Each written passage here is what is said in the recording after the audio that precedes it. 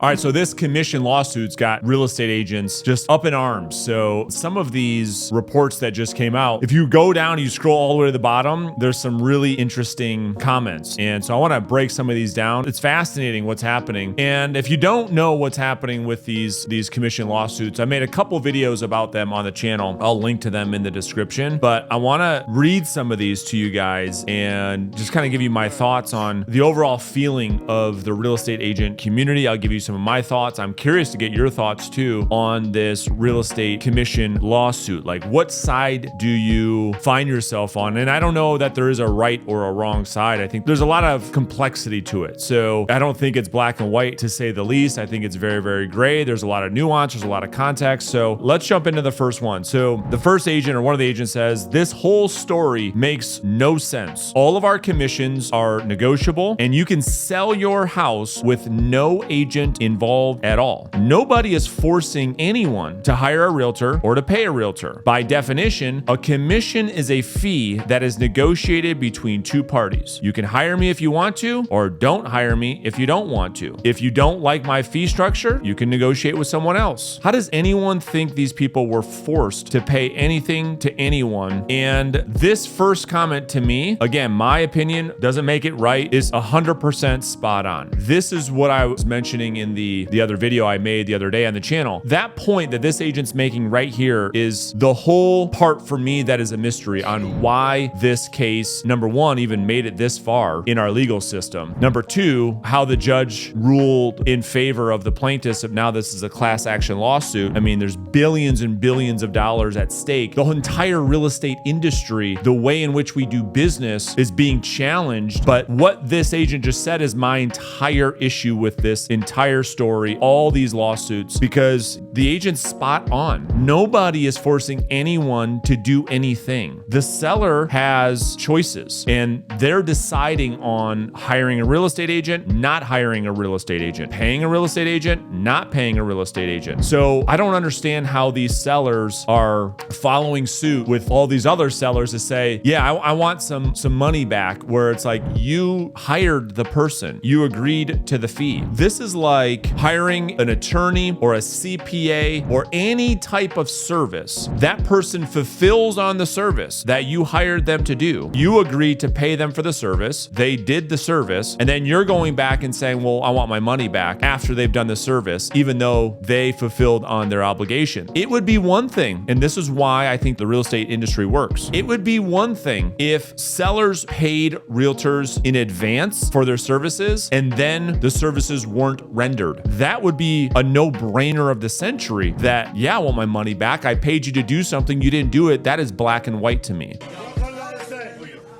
Tell them to bring me my money.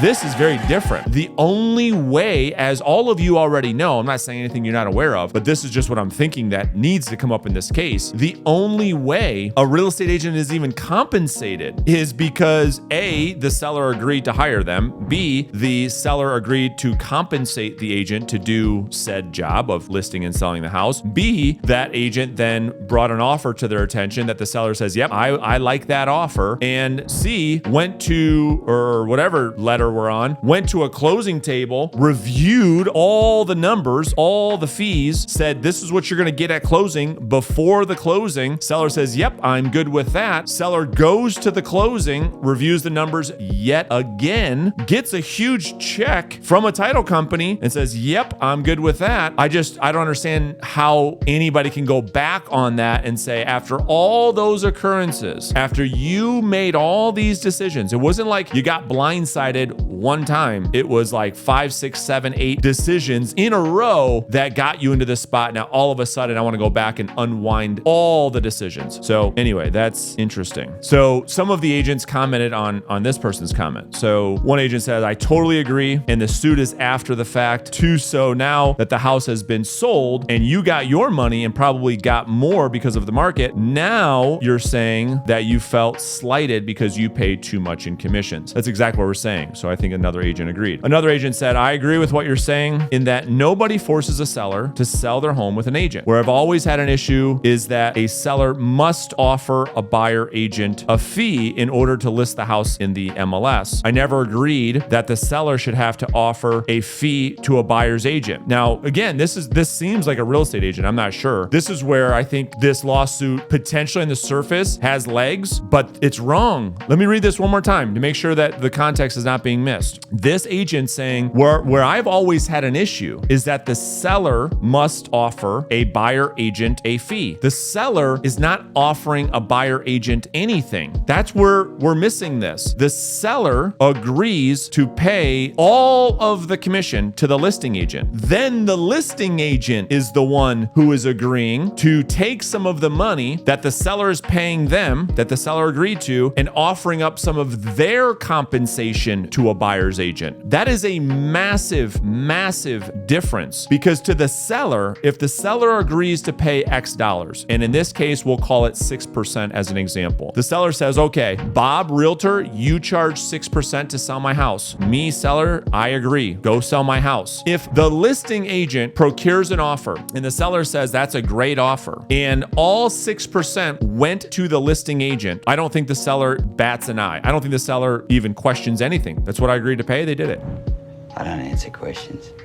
Okay. The challenge with this lawsuit is, there's another agent. It's just, they don't understand what's happening. It's like, will you agree to pay 6%? Whether I use that 6% to sell it myself or have another agent bring the buyer that you accepted, what's the difference to you? The seller is paying 6% or 5% or whatever they agreed to. It didn't get increased. It wasn't like you paid me 6% and then I charged you another 3% to pay a buyer's agent. No, it was the same. So what does it matter to somebody how I use the compensation that you agreed to pay me to get the job done that you were happy with? So that's another interesting topic. Okay, so this is the same agent who says this next comment. As an agent who is very pro buyer agency and against dual agency, I always felt sellers should pay their own representation and buyers pay theirs. Okay, fine. I mean, I think that that's exactly what this lawsuit is suggesting we do. And so let's break that down. The challenge with that model is the question then becomes, does a buyer compensate their agent for representation? And the whole question for all these, like this agent who's very pro buyer agent, does the consumer, and in this case, the buyer, value the representation or the services they get from a buyer's agent to compensate them X%, 1, 2, 3%? That's the thing that will be interesting. If this case goes through, do buyers and the consumers say, yeah, I value this service, I'm going to pay you an additional 3%? I don't know. I mean, I think that's stretching it. I think that the way that it's set up where buyers get representation from an agent that is getting compensated from the listing broker makes it a no-brainer for the buyer. But then when you take that away and you say, Mr. Buyer, the only way you get representation is you have to pay for it, or you're going to have to go negotiate on your own against the listing agent. I don't know. I think that there's an argument that most buyers then find themselves being unrepresented because it's like, well, I don't want to pay this person $10,000 to open doors for me. I can do that on my own. So that will be the thing that will be interesting to see what happens if this case rules in the plaintiff's favor. All right. So a couple agents responded to that buyer's agent. So one agent said, all right, I've represented a lot of FHA buyers that would disagree with you that because buyers actually have $8,000 hidden in their mattress to pay an agent with. Yeah. So this agent's just saying, listen, it's going to be very unlikely that buyers are going to be willing to come up with $5,000, $6,000, $7,000, $10,000 to pay the buyer's agent. Another agent says, I totally agree with you, agreeing with this agent who says the buyer, it's never going to happen. This agent says, I agree with you. The buyer's fee cannot get tacked onto the mortgage amount. So the buyers will not be happy about coming up with extra cash to pay a real estate agent. Most buyers can't even come up with the closing costs and a down payment in this environment. This would be horrible for the industry. Yeah, I don't totally disagree. You know, most closings right now, buyers are scraping up everything they can to make the closing happen. Imagine we have to say, okay, oh, by the way, there's another $5,000, $8,000, $7,000 to compensate your buyer's agent. I just don't see a world where that works. I think the buyers just say, I'm good. I'm good. Bro, you okay?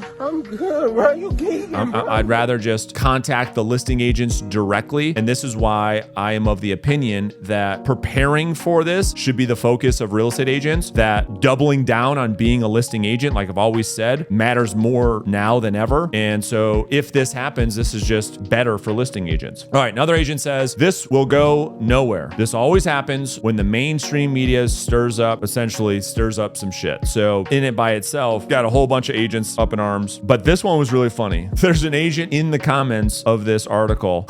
So funny. Says, now is the time to join eXp Realty. And he goes on and gives this sales pitch. I have nothing against eXp. I got nothing against recruiting agents. It's just so funny that someone picks a forum like this to try to recruit. And he got absolutely crushed in the comments. And that's why I think you got to be really careful for all those models where people are trying to recruit and build their downline and the passive income. I think this is the type of stuff that gives those companies a bad name, because it's like, this is a very, very sensitive, very serious. I mean, this could potentially change the industry, and then this agent's and they're trying to recruit these agents in the comments. Oh man, it's so funny. All right, there's a couple other good ones in here I want to talk about real quick.